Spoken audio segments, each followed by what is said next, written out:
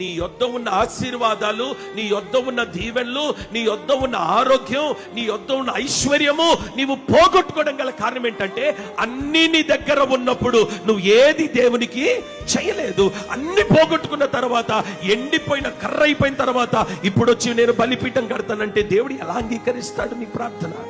యవన సహోదరి సహోదరుడా, నీలో బలం ఉన్నప్పుడే, నీలో ఆరోగ్యం ఉన్నప్పుడే, దేవుడు నీకు ఒక మంచి పదవి ఇచ్చినప్పుడే, నీకు స్థాయి ఇచ్చినప్పుడే దేవుని కొరకు ఏదో ఒకటి నువ్వు చెయ్యాలని ఒక తీర్మానం చెయ్యుదువుగాక.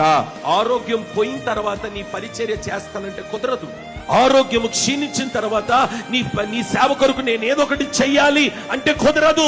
ఆరోగ్యము ఉండగానే, నీకు బలము ఉండగానే, నీ దగ్గర ధనము ఉండగానే, నీలో శక్తి ఉండగానే దేవుని కొరకు ఏదో ఒకటి చెయ్యి.